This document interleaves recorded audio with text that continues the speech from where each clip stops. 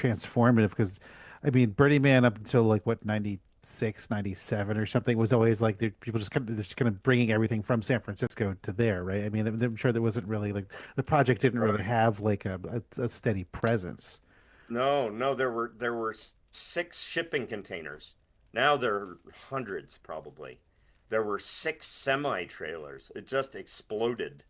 Uh, One of the things I came up with when you look at the org shipping containers on the playa, they have SC and a number on them. That was Yeah. my original. I did the first inventory for Burning Man on the ranch.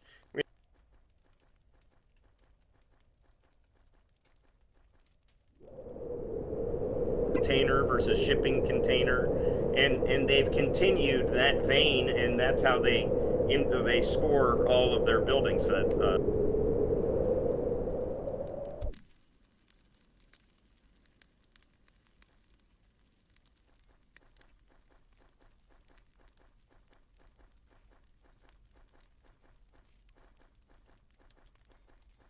about Burning Man, it was like the convention of freaks like me.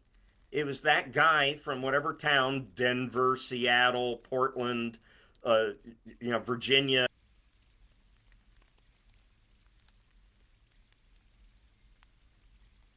Richmond.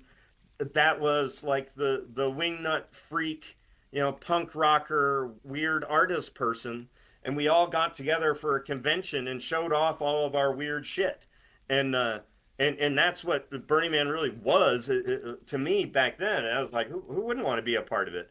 And like when I was early in San Francisco, we had this meeting of the minds of my friends where we all sat around and ideated about what's possible in the future. Talk about kids in their 20s on hallucinogens Mm-hmm. in San Oh yeah. Francisco. Oh yeah. And one of the things that came out of that was, wouldn't it be great if we could organize a community of artists living in a rural place where it was self-supporting, and that was the work that people did. And so I guess I was trying to realize that dream to some Well, I degree. mean, I'm sure like you went there and you're helping with DPW this and that, and like you're saying, it's like, oh, we're here for a couple of months, and you're just like, this is pretty good. Let's keep it going. Well, Really. Exodus, everybody gives you all their leftover booze and food and pot and everything, and it's all Hmm. there in the shipping container. So, what do you need? You don't have to pay rent. There's a travel trailer to stay in. You don't have to Yeah. pay for food. There's cans of chili and ramen. The water comes from a spring over there. Well, actually, from the desert, it would be Oh, over over there. there. But Yeah, yeah. Yeah, yeah, you can see it flowing. but Yeah, in the background. but yeah, and so what would happen back then too is that you had these people who just wouldn't leave, and they weren't necessarily contributing so much. How do And you deal so with there that? was, so we would do this thing. Well, oh, everyone, it's time to go. That's what decompression would be. Was I'd round everybody up and like, okay, we're going to decompression, folks, and off we went to San Francisco. I remember giving this guy Kevon Pritchard, uh, uh, Danger Ranger, knew that we had known him from San Francisco. He was a guy who kind of went. He became a kind of a psychotic homeless person, but he used to be a cool guy in the same cacophony, the circles in San Francisco. Hmm. But he was fully gone, like long fingernails, bad smell, not speaking in coherent sentences, and Hmm. he was just in Gerlach with nowhere really to go. And I brought him to Reno and put him on a bus to San Francisco. And Yeah. that is just the best that I could do for him at the time. I remember I visited him in jail once in San Francisco when he was still coherent. How about that? Anyway, Wow. all these people. I think he might have worked on Man Crew a long time ago, uh, which was what I Yeah. ended up doing. So, my Burning Man, I was the ranch manager till '04. And Okay. Yeah. then So 2001 to 2004.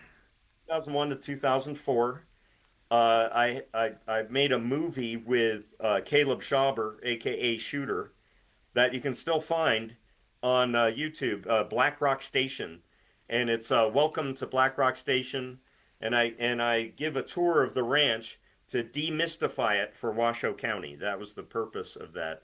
There was a whole thing where Washoe County and the neighbors got together and were fighting Burning Man for lack of permits on the ranch. And Ah. I became involved in all of that as ranch manager, made this film, and then I got appointed to the Gerlach Empire Citizen Advisory Board, which is a Washoe County advisory position, and I did that for 15 years. So Well, is from that like oh a elected thing or like a no, it's government an kind of thing? appointed position. It's an appointed volunteer position. It doesn't really have any authority.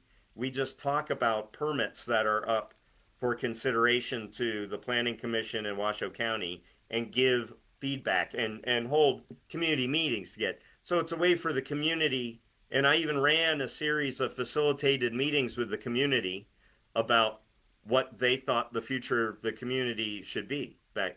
And this was the other thing that made me get into Burning Man was community activism.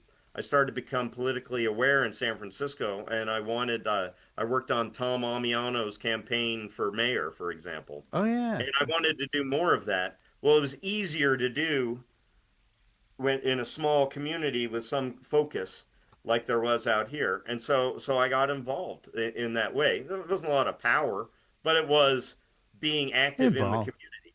Yeah. So what was the name of that commission again? The Gerlach Empire Citizen Advisory Board. I took over the position made vacant when Bruno Selmy stepped down.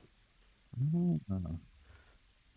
And then in that first year after I left the work ranch, somehow a woman had called me and asked, was I interested in buying property in town?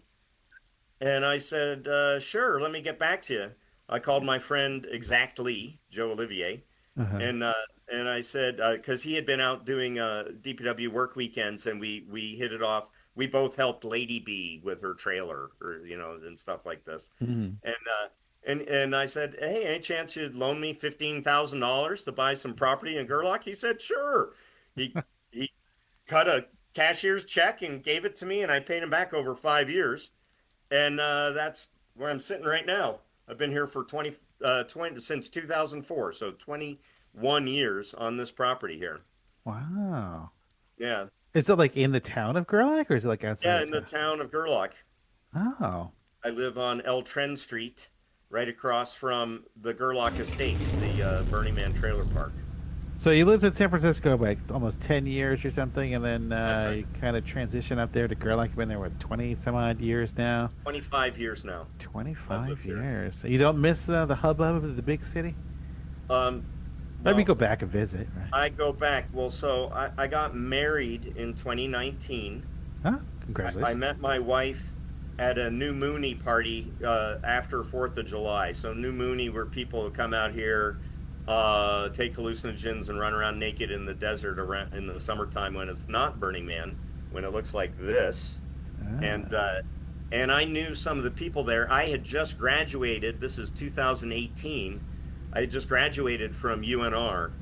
After we're skipping around my timeline here, but so I did Burning Man, and then I did Friends of Black Rock High Rock. I was their executive director, and also had Black Rock Rental, my rental company. I had a fleet of 12 travel trailers I rented out at Burning Man. Ah. Uh, but so after Black Rock Rental, I went back to school. I got my bachelor's of philosophy at University of Nevada, Reno, and I had Ah, just okay. finished that degree with a business minor, of course, in case I needed to get a job.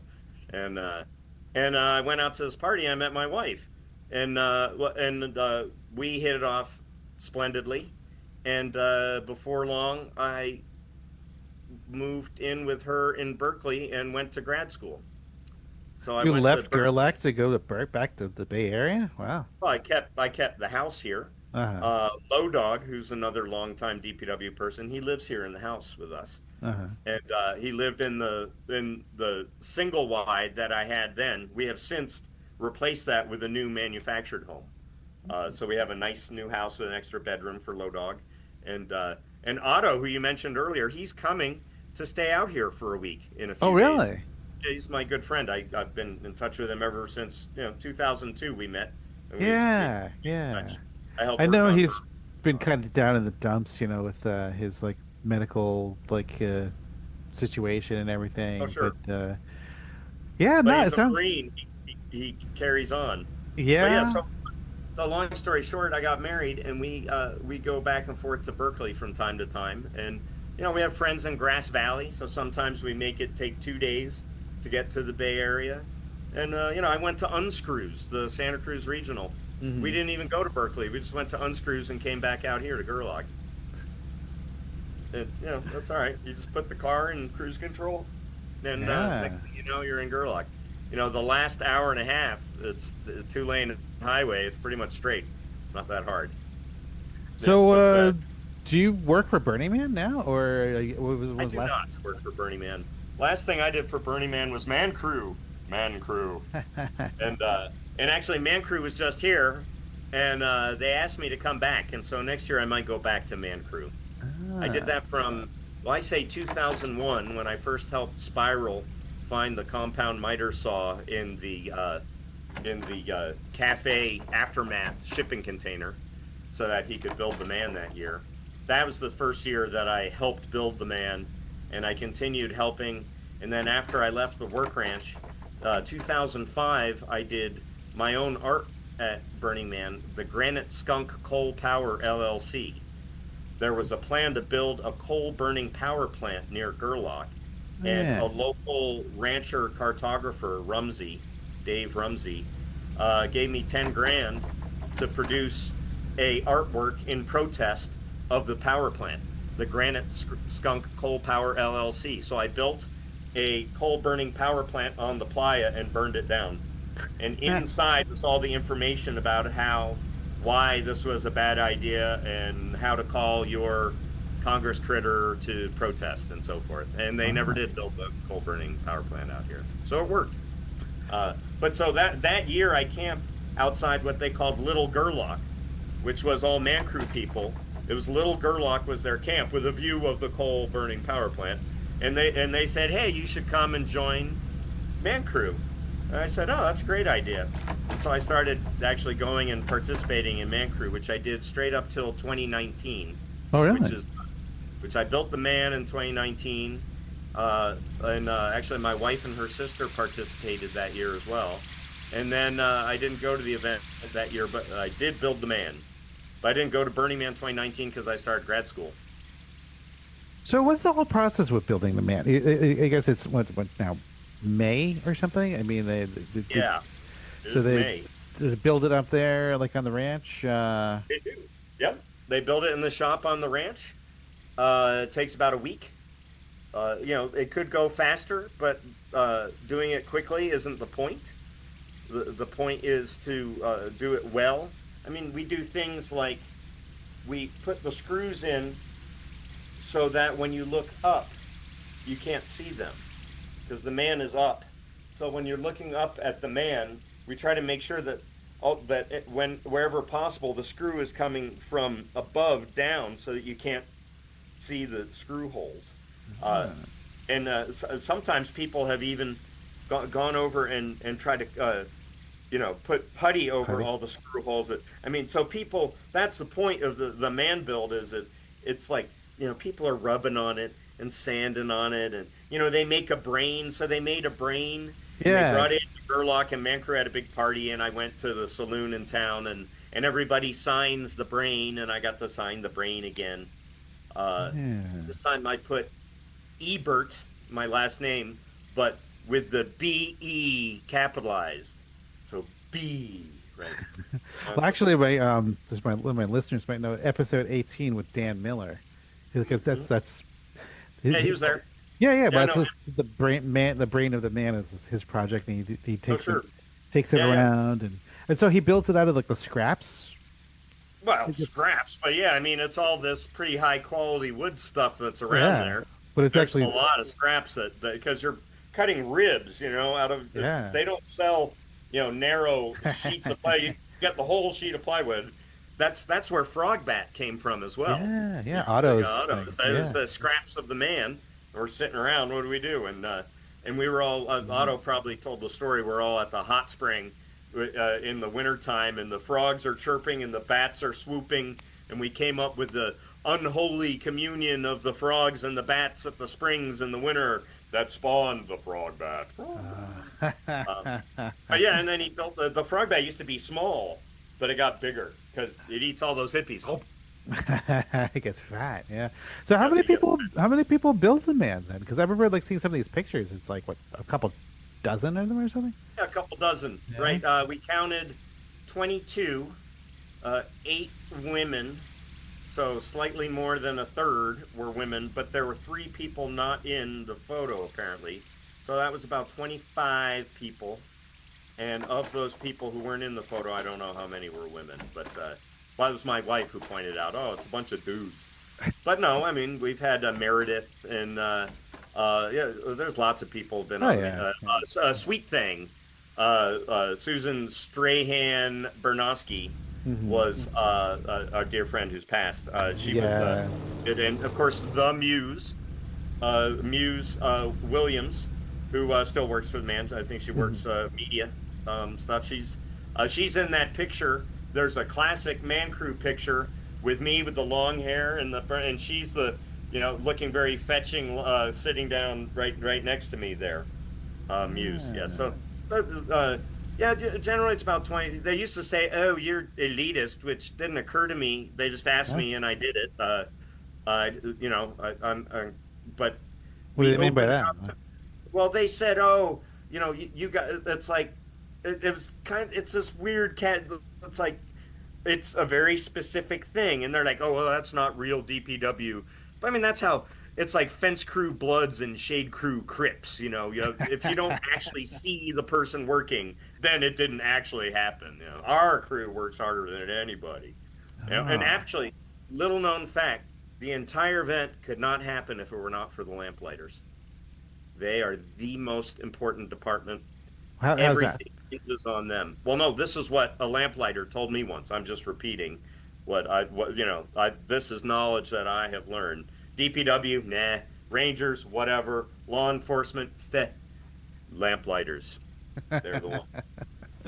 So, how is the institutional knowledge preserved? Like in terms of like building the man, like I mean, is it the same design? Like it just like goes back all those years, or and Oh is it the yeah, but same you know, hands? there was a year Mary Poppins took over. They were building the man in Reno at the building on 4th Street, and he had heard that the man was 40 feet tall, and he knew he had these plans, and it wasn't working. It was 40 feet tall, and so there we were building, and I actually built the man that year. I was like, what are we doing with all this that we're building these box beams or whatever? So, as a matter of fact, the man is 33 feet tall. He's 40 feet tall with the arms raised. So he was Ah. scaling up all of the lumber by whatever percent that is. So sometimes, and also, the shape of the face of the man has changed Oh, slightly. really? There's like the earlier shape and then the slightly newer shape. And so you have to make sure you get those angles right when you're making the jawline of the Well, man. for listeners at home, so like it used to be he used to have more of an angular jaw. Now he's more of a square jaw man. Yeah, I don't know. I mean, you put on a few pounds. It's just what happens with age. Your jawline just thickens out a little. I Got think some it's just jowls. thickened out a little bit. Yeah, we got some jowls on the man. Maybe a chipped tooth. Wow. So, so I mean, do you still go to the Burning Man every year? I mean, you're right there in Gerlach. I missed 2019, Uh, and then 2020 and 2021 were the COVID years. Those which was really convenient for me because it meant that I could attend my classes virtually in Nevada, and then go. I'm also active with a group. This falls under impacts of Burning Man on my life. Is while I moved to Nevada. I've lived in Nevada for 25 years now, and uh, so I do go to Burning Man. I've helped with Temple of Transition. Kiwi Chris Hankins is someone with whom I've known for a long time. We helped build Megatropolis, Otto and I, in at Fred Hagemeister's house in Sparks, the Black Rock Burner Hostel. That was a good long time ago, and it was the same. If you look, Megatropolis was essentially the same idea as Burn Wall Street: prefab stackable bits that make a city. ah. And and same with Temple of Transition. stackable. It's a big wedding cake. It's stackable things. And so I helped with Megatron. I helped with Burn Wall Street. Of course, I helped do all of those Frog Bat things, but that isn't Burning Man. That was just Fourth of July. Hmm. Uh, I've camped at Lamplighters. I've camped at Camp Carp. Geez, where else have I? Oh, camped at Jub Jub. Jub Jub is used to be man base. Used to be its own crew, and it was mostly Reno guys: Lou Zalmeyer, Brian Smith, Andy Looney, Ludi, Andy Luna, Scott Dundas, all these Reno guys. And then they had their bar was Jub Jub, Jub Jub's Thirst Parlor, and then that became an actual bar in Reno that everyone used to hang out. It was kind of like a punk rock bar that eventually had a stage. I think Guar played there. No way. Uh, Really? yeah, Wow. really. But yeah, I camped with Jub Jub there for a while, probably around. I remember being there 2007, 2008, because it was American Dream year, and and I remember that I was doing the man security at the event, and in order to slow down the line, so you can't have too many people up on the structure at a time. It just doesn't hold. And so you have a line of people who want to go up there, and while they're waiting, I would ask them civics questions. What is the Third Amendment? What are the four parts of the First Amendment? And so it was a trivia thing to see, how much people knew about civics, because American Dream. Uh, Yeah. that year, I painted my truck like an American flag. It was a F-250 I got from Exactly, and it was red. And I painted the back with white and red stripes, and then the whole hood I painted blue with white stars. So it was the Oh, American truck. And wow. Reverend Billy gave a speech from my truck out by the man that year. I think I Uh, remember that. Yeah. yeah. Yeah. But so I still go. I used to camp with Mansonian Institute for Urban Studies, which is a was exactly Joe Olivier's camp. But he has not been going to Burning Man as much, and also that was part of. So I mentioned that I had a rental business. I used to rent trailers to people, and what I would do is I would bring them out early and stage them on the desert and use them to support the temple crew or other crews who were working out there. Hmm. And they would stay in them and then clean them up for me to deploy for the paying customer who was coming for the week of the event. And then similarly, I would let people stay in them after the event as long as I could until I had to go and put them away. And that was part of what I thought was how you were supposed to do it back then. And it just over time it got harder and harder to do that sort of thing. I used to have some preferred status, and then it got to the point where Burning Man didn't allow that kind of activity at all. So were you Uh, Flash's competition? I thought there was enough work so Flash does no running water, and he proudly asserts that. Whereas I actually tried to, uh, I provided water and generators. I had people who flew in on their own plane. I would pick them up, they'd load their stuff over the fence into their trailer. They'd tie down their plane, and then I'd go drop them off at their camp. And when they were done, they would just leave, and I would go pick up their trailer before cleanup. Can you And explain to our listeners like what it means when people say that? And I think Flash would even say this himself that he's like Burning Man's biggest slumlord. yeah, well, Playa Slumlord is a whole other person. Uh, yeah, I was not. I just had my people. Some people, most people were satisfied. A few people were dissatisfied. They thought that there should have been a mint on the pillow, and that and oh my God, there's dust in this closet. I didn't charge a cleaning fee. So I was like, well, I guess you get your deposit back then. Oh wait, you didn't pay a deposit. So I did it sort of in the Flash style, but in Uh-huh. my own way.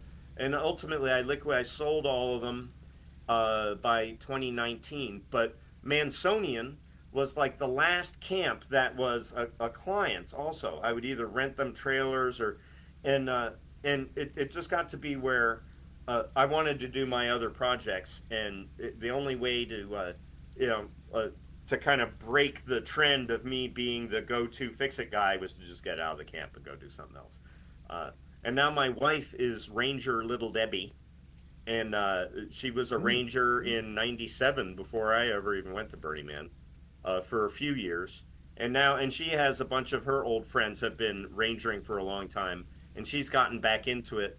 And so we camp with Annex of the Rangers. It's Mm. called the Annex. Last year we called it NX Camp, and we did Jesus Christ Superstar, and on all of the little wafers there was NX. And I That's played awesome. Judas.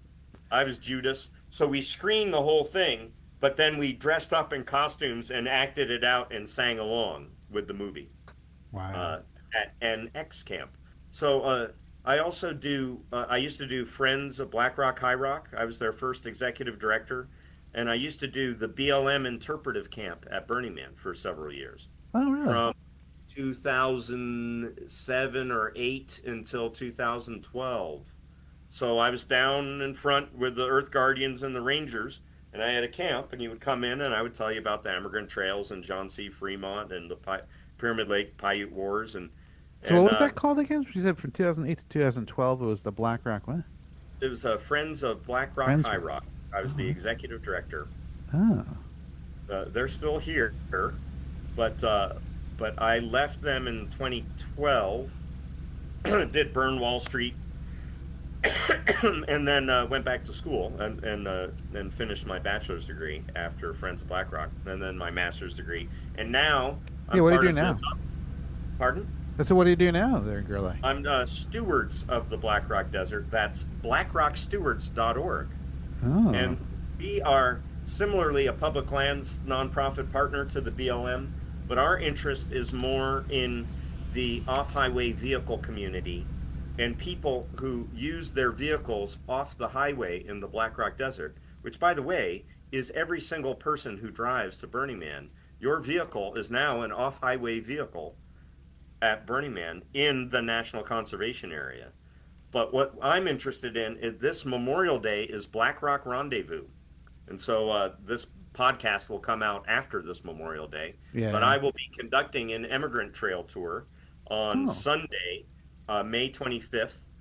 And I will prepare a little booklet that I hand to people, and it will have the history of John C. Fremont, Kit Carson's second expedition, Jesse Applegate, and Peter Lassen, for whom the Applegate-Lassen Emigrant Trail are named, and also just basically talking about the history of the Emigrant Trail. And I'll take people from Black Rock to Soldier Meadows along the Emigrant Trail, showing them historical points of interest along the way. So does any of that trail like physically like still exist, like the wagon ruts or anything? Or... That's correct. There are places Really? where you can literally still see the wagon ruts. And I mean, there's organizations that like Oregon California Trails Association or Trails West.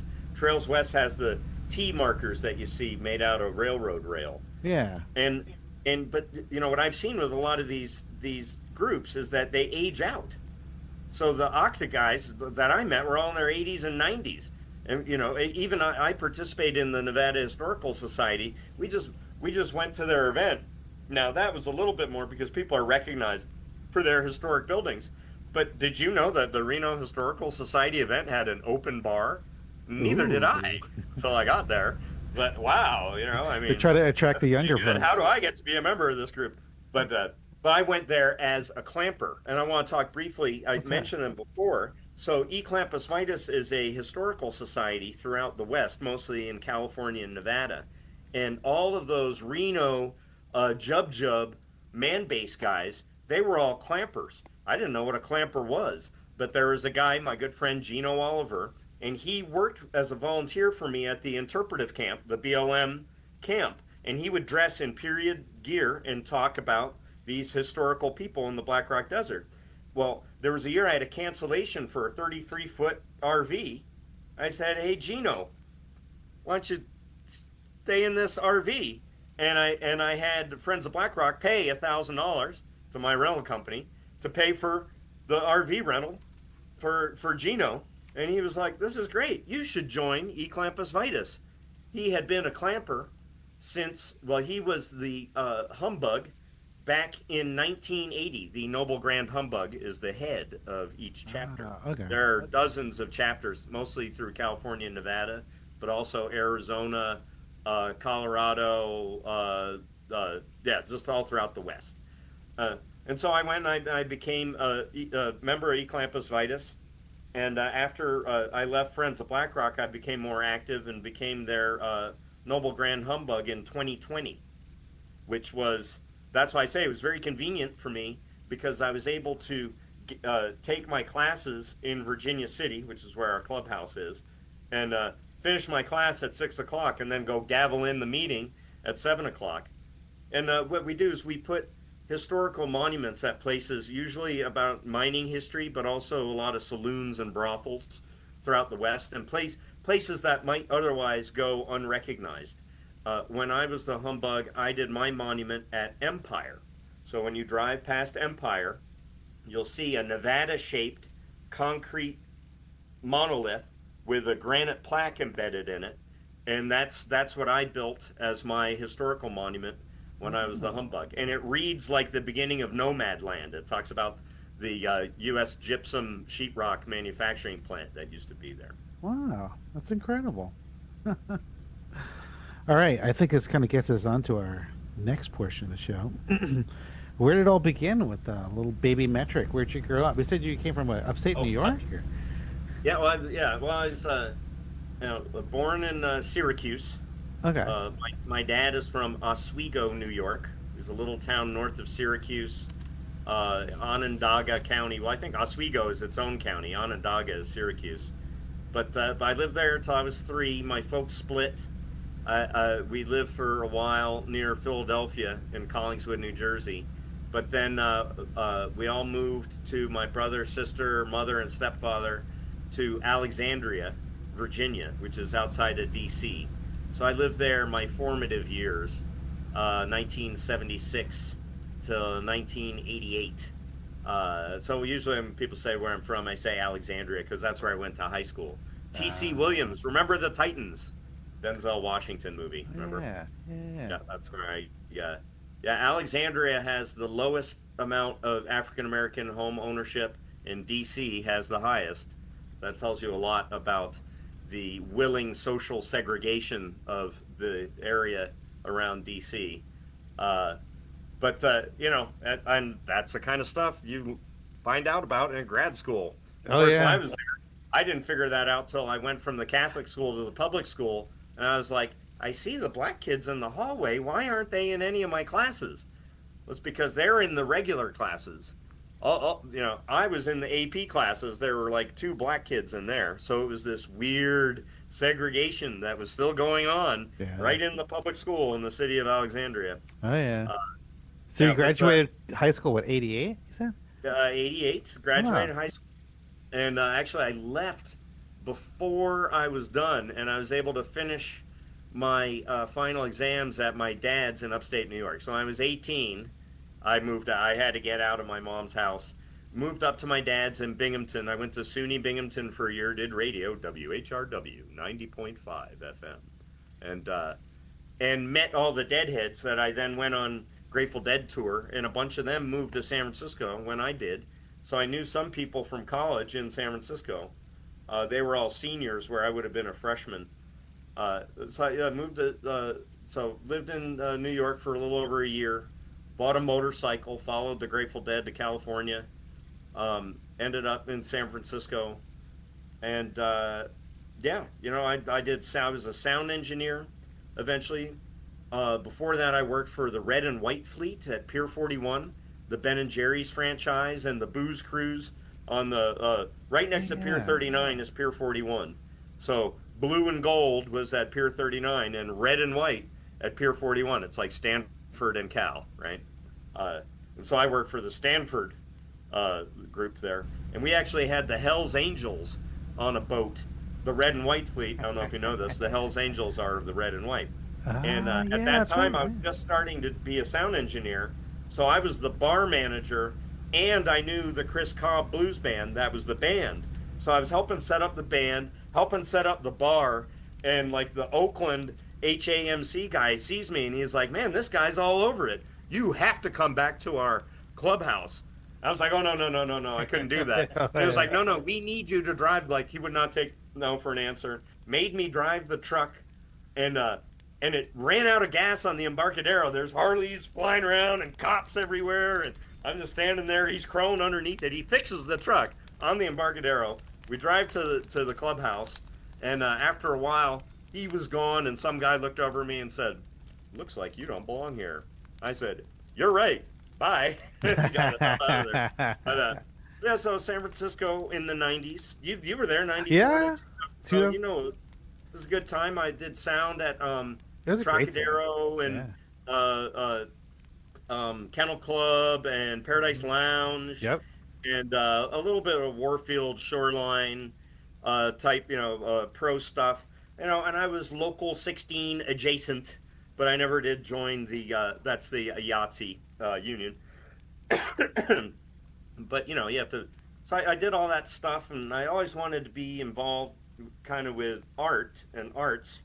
But and I had my own little band stuff, and but I always was more about helping to produce art for other people, like Temple of Ishtar or Mansonian Institute. So Uh, 1998, like your band buddies or your friends, your music buddies, like you were like, let's go out to Burning Man, and then that's when you got bit by the bug. I mean, you that's hadn't right. been out to Nevada like or the Black Just Rock before that, just right? driving through on the motorcycle when I moved west. We stopped in Reno one night. We were going to sleep in Idlewild Park, and some locals saw us, and my motorcycle had a big pack on it with a rifle sticking up off of it. So with New York plates, so I looked very interesting, and long hair back then too. Hmm. And so they came up. They're like, "Oh, don't sleep in the park; they'll arrest you." But here, smoke this pot. Here, have a steak. We got some beers. They told us to go to Truckee, and so we did. We had a bunch of beers and steaks and pot, and then rode to Truckee and slept the night in Truckee instead, and that was nice. But no, I hadn't really spent any time in Nevada. I think I'd been back to Reno once, and it's kind of a gambling town or something. But I've never had a permanent address in Reno. I didn't even live in Gerlach at first. I lived on the Fly Ranch the first 4 years I lived out here. Yeah. So that's a whole other thing.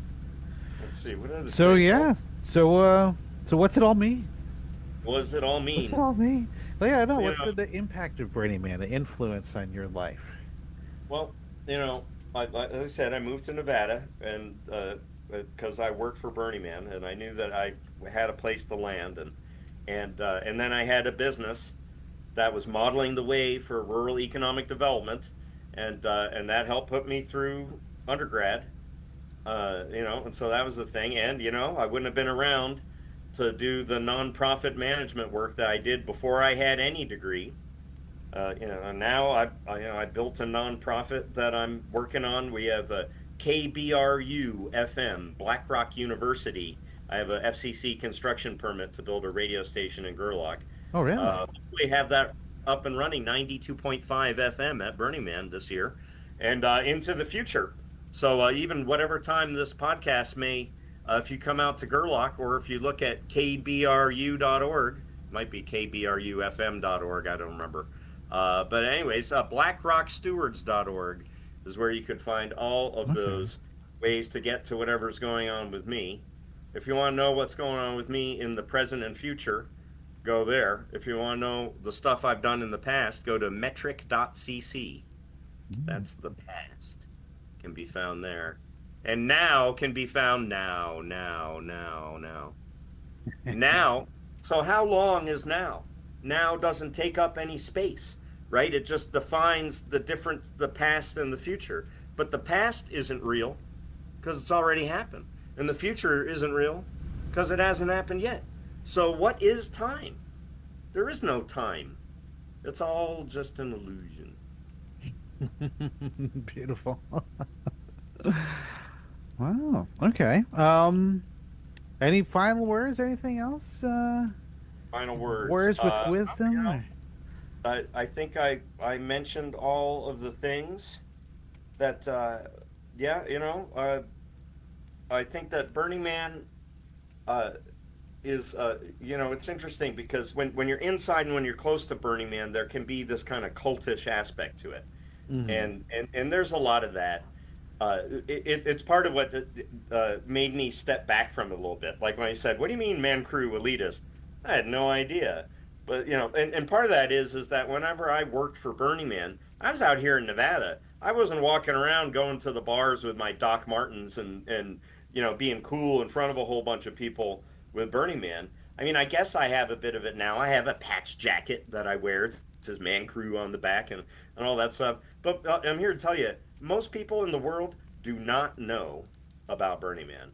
And so for us, where it's this all encompassing thing, it seems like it's, the alpha, omega, the past, the future, and the now. Hmm. Uh, but,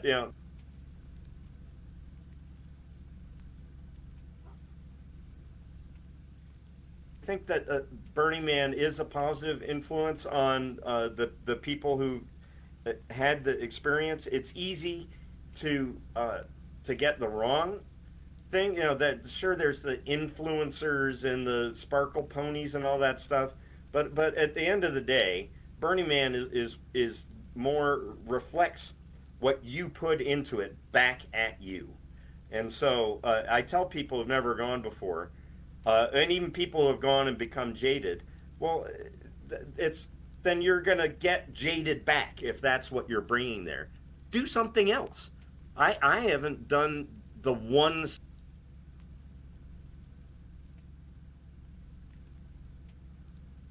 same thing the whole 25, 28 years of Burning Man. What's that? I, I've done something else. Oh, I found a new way to contribute and to be involved.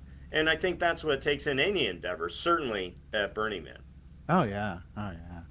Yeah, I mean the thing that always kind of keeps me coming back, and I think you kind of hit it upon it like here and there, is just like community, like connections. Like like there's a itinerant kind of people like traveling. It's like, oh, they spend this season in Northern California, like shaping bud, or they might work on like there'd be carnies working on like circuses here or there, but. I don't know. I mean, it just seems like there's like a definitely like a Burning Man's a community of people. I always say it's like a uh, not quite a home for homeless, but but, like maybe a home for people who come from like broken homes or something. It's kind of nice. I mean, it's Like, very welcoming. yeah, People, we live in an increasingly kind of strident, closed society. I mean, yeah. supposedly we were on this progressive swing, and and maybe that's still going on, and that that's just a whiplash effect from that. And so there still needs to be kind of a place where people can come together uh, uh, to say that that you're okay. I mean, people Or, who are non-conforming, whether social, gender, whatever it is, you're all okay. It's okay, yeah. and and Burning Man is definitely a place that does that where you can just kind of be yourself. I remember, I'm not going to name names, but I remember seeing somebody at Burning Man, and it was just out on the playa by Disorient off the edge of the world or something, and it was somebody that I wouldn't have expected, and he was wearing a big bearded, fairly stocky man wearing a very nice sundress with a bonnet and a parasol Okay. and walking along, and I saw that he saw me and recognized him, and he had like this momentary thrill of like, was I gonna call him out on him wearing his wonderful dress and whatever, and I just smiled and I could see him relax, and and that's what Burning Man is for to some degree. Is it's like you can be you and that's beautiful, and you can be recognized for the beauty that is you at Burning Man, where you can't necessarily be recognized for it elsewhere. Yeah, yeah. But I mean, it's a place. It's like you can have the freedom, to just express yourself, and it's like, yeah, it's go crazy, like paint your body, wear whatever you want. I mean, Sure. yeah, I got yeah. my thing now is I've made the air cannon, so it's a potato gun. essentially. Yeah, I saw that It's on a like social compressed media. air. So, And I made it looks it's a big green. So I painted it Ryobi green and put a Ryobi decal on it. So oh it looks like it's a yeah. Ryobi thing. And it's just compressed air. So you hook it up to the compressor, and I've had up to about 150 pounds of pressure. And I've got these little Earth stress balls that I got at Reno Earth Day, where I had the Stewards of BlackRock booth, and Nevada Energy was giving them away. So they're little squishy Earths, and you squish them and like green comes out and then goes back in, right? And so this is why I've Ah. been shooting out of them, and it hucks them a long way. And so I'm going to set them up. I don't know what I'm going to do it with a Burning Man because they go a pretty long way. But what I want to do is target basically mortar ballistics. Think Olympic cornhole at like a quarter mile because this thing goes pretty far. And so we're going to test them out over Memorial Day and 4th of July.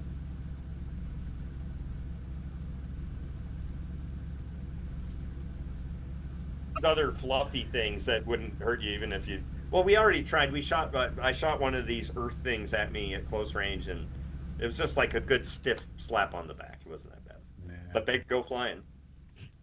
Yep, they're very good. All right. So if anyone wants to reach you, how would they go about that? Or would you even You want know, to? I'm still on Facebook. Of course, they could reach out through Stewards of the Black Rock Desert. I am the treasurer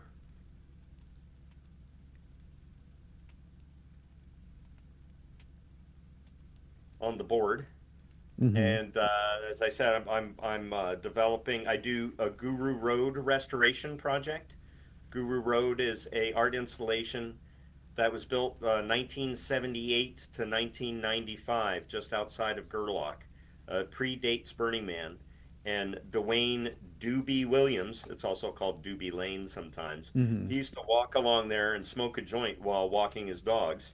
And he started carving little witticisms and sayings into rocks, mirroring petroglyphs that he had seen from Paiutes What was that this are. called? It's called Guru Road or Doobie Lane. Oh. There's a book out there, Doobie Lane by Peter Goen, that talks about the road and has a bunch of pictures. Gary Snyder, the Pulitzer Prize winning beat poet, discovered it in the 90s with his wife when he was traveling through the region, and wrote about it and talks to Peter Goen about it in that book. And and when I first moved out here in 2001, when I was the ranch manager, I started a restoration effort that lasted about 4 years then, uh, with Dwayne Williams II, the son of Doobie, who had died in 95.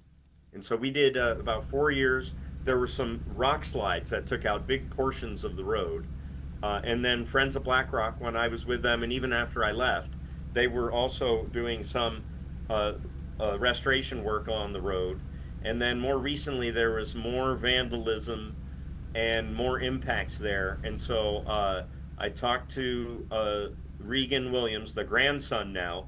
Now Dwayne II died a year ago this past March. And so now Stewards of BlackRock has a contract for a 2 year restoration effort out there. Through all of this, I've learned about all of the different installations and can explain and give interpretation on the road. And I'm probably going to, well, a part of the plan, we're doing a tourism grant with Travel Nevada, executed by Friends of BlackRock. So we're all partners together. And I'm going to put in an interpretive sign that explains the whole thing near the front. That's got to wait till next year. And I'm going to put together a series of videos that explain each art installation, and Wow. as well as physically fixing the art installations. A lot of it is pulling weeds, plants that have grown to obscure rocks. In some places, there was some vandalism. We've already addressed a lot of that. Sometimes it's just cows. Cows go and rub up against things and knock them over, Mm-hmm. and it's the weather is harsh and everything else.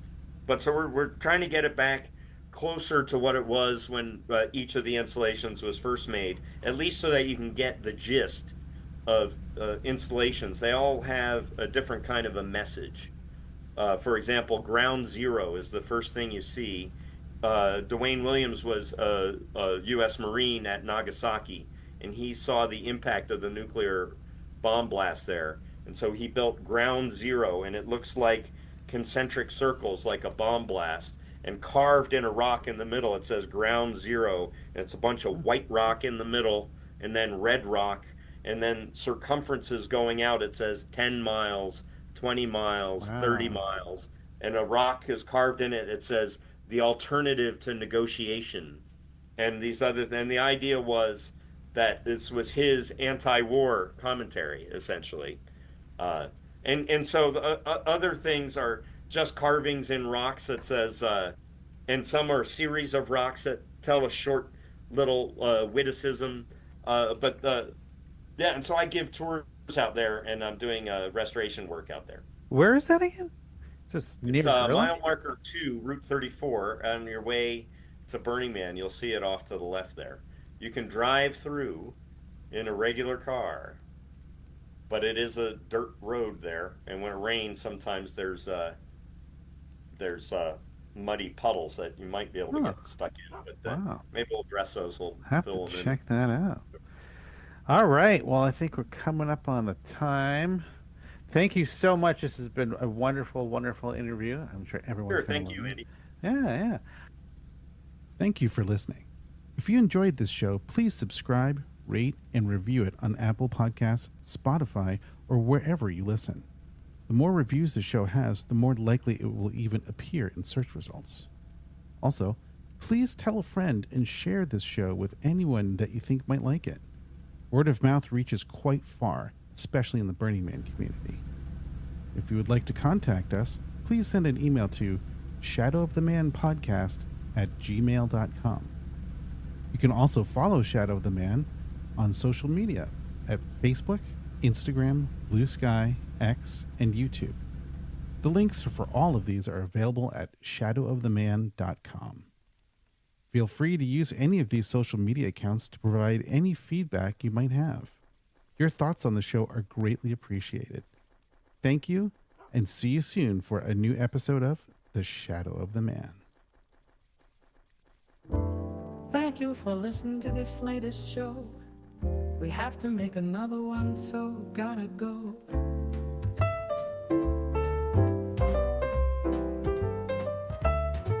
Don't worry, for next month we already have one in the can. Very soon you'll be listening to a new Shadow of the Man.